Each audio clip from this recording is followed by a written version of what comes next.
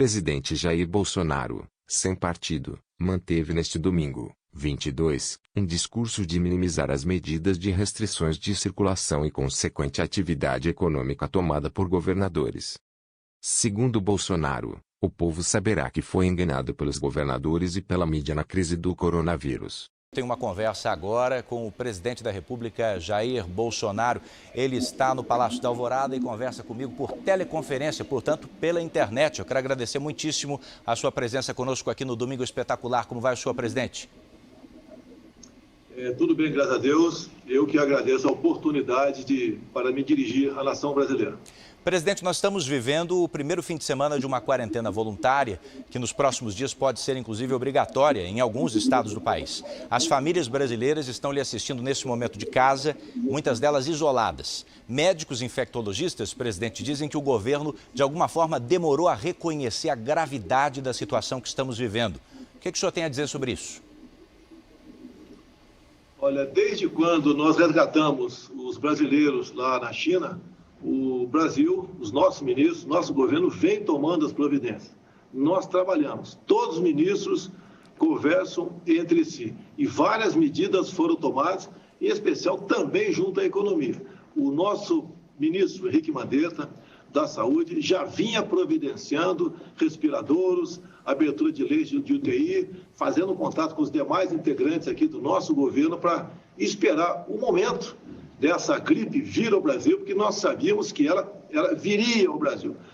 Agora, as pessoas que reclamam de mim, que não tomou providência, tenham tomado providência, como, por exemplo, aí o senhor governador de São Paulo, tem que lembrar que no dia 23 de fevereiro ele estava na Sapucaí, no Rio de Janeiro. Logo depois, 8 de março, dia da mulher, teve uma corrida da mulher em São Paulo, ele estava lá com 18 mil pessoas do teu lado. No dia seguinte, estava o lançamento da CNN com 1.300 pessoas do teu lado. Então, no que nós estamos vivendo? Nós não podemos politizar isso aqui. Só falei isso porque eles me atacam constantemente. Eu entendo, mas, presidente, sobre esse aspecto, para aproveitar o que o senhor está dizendo. É uma preocupação de todos nós buscar solução para o caso e atenuar o problema que já começou e sabendo que tem um prazo para aumentar e depois regredir e voltar à normalidade. Mas aproveitando o gancho que o senhor acaba de me dar nessa sua resposta, na posição destes governadores, o senhor teria estimulado o cancelamento ou suspensão do carnaval? Eles poderiam ter proposto isso. Agora, imagine, né, uma decisão minha nesse sentido. Primeiro, o custo que não seria, dado que já estava envolvido em despesa, em tudo no Brasil todo. Obviamente que eu não seria respeitado. Eu acho que trairia no ridículo essa imposição. Agora, deixa bem claro, não temos que entrar em pânico. Isso nós vamos viver. Quando você não pode comparar Brasil com a Itália, eu pergunto a você, você sabe quantos habitantes temos por quilômetro quadrado na Itália? São 200 habitantes por quilômetro quadrado. Na Alemanha são 230 habitantes. No Brasil, 24. Há uma diferença enorme entre esses países. Mais importante que a economia é a nossa vida. Mas nós não podemos extrapolar na dose, porque com o desemprego aí acontecendo, a catástrofe será maior. Mais ainda, o número de pessoas que morreram de H1N1 no ano passado foram na ordem de 800 pessoas. A previsão é não chegar a essa quantidade de óbitos no tocante ao coronavírus. Presidente. Então, tem certos números que temos que levar em conta. E essas crises, esses vírus acontecem ao longo do tempo, no mundo todo. Então, calma, tranquilidade, não levar pânico à população, não exterminar emprego, senhores governadores. Sejam responsáveis, sejam responsáveis.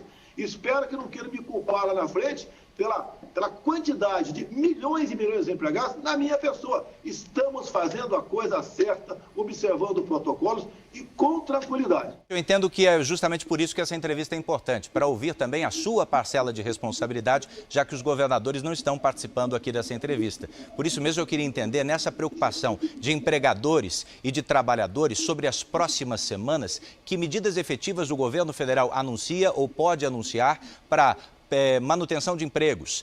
Eu vejo governadores estimulando que não se corte água, não se corte luz. Quer dizer, diante de um quadro pior que pode aparecer e que, segundo o seu ministro da Saúde, de fato virá, quais são as medidas do governo federal nesse campo trabalhista? trabalhista, junto à equipe econômica. O não recolhimento do Simples, a parte que compete à União, linhas de crédito. Tá? Nós estamos adiantando as 2 parcelas do 13º do pessoal do INSS para aposentados e pensionistas. Tá? A Caixa Econômica Federal tem uma linha de crédito enorme também no mesmo sentido, com juros mais baixos. Então, essa série de medidas, tá, vão fazer alguma diferença. O senhor trabalha com alguma projeção de números? Diferentes organizações, algumas financeiras... Eu não trabalho, não interfiro no trabalho do Luiz Mandetta, nosso ministro da Saúde, tá? Eu vejo os números que partem de lá, dessas projeções, eu estou achando que é um exagero nisso aí. E nós temos que levar em conta a situação daquela pessoa. Às vezes o cara é uma pessoa, como no Rio de Janeiro, que é uma pessoa grave, entubada lá, tem 50 anos de idade, né? Desde os 12 era um fumante inveterado. Então, qualquer problema que ele adquira, tá, vai ser uma catástrofe para a vida dele. Não há a menor dúvida isso daí. Me permita emendar a pergunta que fiz agora há pouco sobre as comunidades em situação de risco, como favelas, áreas mais pobres. Do Rio de Janeiro chegam informações agora dos primeiros casos confirmados na Cidade de Deus e em outras comunidades. Qual o papel que o governo federal pode desempenhar nessa questão? Olha, tem uma comunidade do Rio de Janeiro, não vou falar o nome aqui, vão falar que estou discriminando, né? Tem um número de tuberculose muito alto. Tá? Entrando o vírus lá, com toda certeza, nessa comunidade, vai ter muita gente que vai perder a vida, porque vai ser agravada por esse vírus. Cuidado que tem que ter. Repito, é a mesma coisa, evitar a circulação. Já ficou claro nessa entrevista e em outras, presidente, que o senhor vem trocando farpas com governadores, sobretudo no Rio e em São Paulo. Eu pergunto para o senhor de maneira clara, em que isso ajuda ao enfrentamento da crise que estamos vivendo? Primeiro, você não me vê atacando nenhum governador, nenhum, zero. Eles que me atacam constantemente. Foge da sua responsabilidade e ataca o governo federal. O senhor chamou um deles de lunático? Por parte deles, que não começou agora, não. É desde o início do ano passado que eles me atacam. Assim como a grande mídia, com raras exceções, me ataca constantemente. E digo mais, brevemente, né, o povo saberá que foram enganados por esses governadores e por grande parte da mídia nessa questão do coronavírus. Já que estamos no ambiente político, o senhor percebeu ao longo dessa semana panelaços a favor do governo, contra o governo. O senhor disse que considera essas manifestações democráticas e as respeita, mas eu gostaria de saber de sua parte, o que de concreto o senhor pensa em fazer para resgatar a confiança daquela pessoa que não está concordando com a sua postura diante dessa crise? Não estou preocupado com a minha popularidade, se vou estar bem ou não. Até porque ninguém acredita em pesquisa no Brasil, não estou preocupado com isso. Esses panelaços foram incentivados, né, antes de acontecer, pela Globo. A TV Globo botou várias vezes no ar dizendo que naquele dia, no dia seguinte, teve uma manifestação contra o presidente Jair Bolsonaro, endossada pela revista Veja, que fez campanha também, entre outros órgãos de imprensa. É uma campanha deslavada, é uma campanha descomunal, absurda, contra o chefe de Estado, que simplesmente, né, teve a coragem de cortar a propaganda dessas grandes empresas. Acabou a mamata para eles, querem me tirar de qualquer maneira. O nosso governo, com todo respeito, né, tem um time de ministros que eu duvido que tivemos isso no passado, podemos ter no futuro com alguém do perfil diferentemente do meu. Então a grande mídia, governadores, de olho na minha cadeira, se puder antecipar a minha saída, eles farão isso daí, mas da minha parte não terão oportunidade disso. Nós vamos continuar fazendo o nosso papel. Não é discutir quem está bem ou quem não está bem diante de panelaços armados pelo sistema Globo. Se for armar um panelaço, se alguém quiser armar um panelaço contra a Globo à noite, o Brasil vai se transformar aqui numa caixa de som. Tá? Exatamente diferente do que eles pregam, acontece com o meu governo. Estamos fazendo o nosso trabalho despreocupados com a minha popularidade. A minha popularidade é o que menos interessa. Eu quero, se Deus quiser, no futuro, entregar um Brasil muito melhor para quem me suceder do que eu peguei em janeiro do ano passado. Me permita trazer de volta o assunto para essa crise, para a pandemia que estamos vivendo. Vamos falar da vida das pessoas. O senhor falou aqui sobre os receios em relação a desabastecimento. O que o governo federal tem feito para enfrentar isso, para lidar com isso? Se preparando, como?